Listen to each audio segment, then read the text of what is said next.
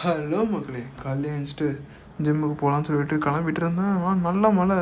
எப்போண்டா மழை நிற்கும்னு சொல்லிட்டு ஒரு மழை நின்னோடனே ஜூட்டு விட்டாச்சு ஜிம்முக்கு. பார்த்தவங்களுக்கே தெரியும், ஃபுல்லாக மழை பெஞ்சு அங்கங்கே தண்ணியாக நின்றுட்டே இருக்குது. சரி, ஓகே, இந்த கிளைமேட்டில் ஜிம்முக்கு போகிறது ரொம்ப கஷ்டமாக தான் இருக்கும். ஏன்னா நல்லா தூங்கணும் தான் தோணுங்க இந்த கிளைமேட்டில். ஜிம்முக்கு போய் என்ட்ரு ஆகிட்டு இன்றைக்கி ஒரு லெக் டே தான், மாரணமான லெக் டே போகணும்னு முடிவு பண்ணிட்டேன் இந்த கிளைமேட்டில்.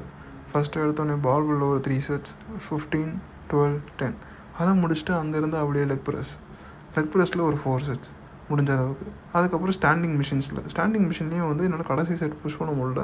பட் என்னால் முடிஞ்ச அளவுக்கு நான் புஷ் பண்ணணும்னு நினச்சிட்டு தான் இருந்தேன். அதுக்கப்புறம் இதில் ஹைட்ராலிக்கில் வந்து லஞ்சஸ் போடலான்னு சொல்லிட்டு எனக்கு ஒரு புதுசாக ஒரு ஒர்க் அவுட்டு.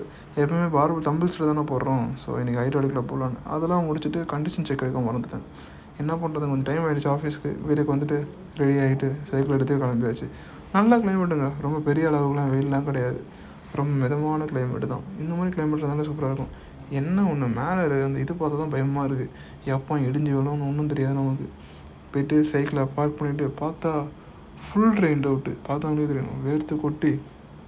அப்புறம் ரெஸ்ட் ரூமில் போய்ட்டு கொஞ்சம் ஃபேஸ் வாஷ்லாம் பண்ணிவிட்டு அங்கே ஒரு அவுட்ஃபிட் செக்கை போட்டுட்டு ஒர்க் ஆரம்பித்தாச்சு. ஹெவி ஒர்க்குங்க உண்மையிலே. என் பக்கத்தில் இருக்கிற அவங்க ஒர்க்கும் நான் பார்க்குற மாதிரி இருக்குது என் ஆஃபீஸில். என்ன பண்ணுறது, அந்த அளவுக்கு ஒர்க்காக போயிட்டுருக்கா.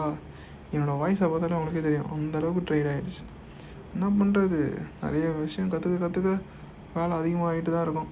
அங்கேருந்து வீட்டுக்கு கிளம்பும்போது பட்டாசு கடையை பார்த்தேன். அப்போ தான் நான் கொஞ்சம் எல்லாமே சின்ன வயசில் இருக்கும்போது இப்படியே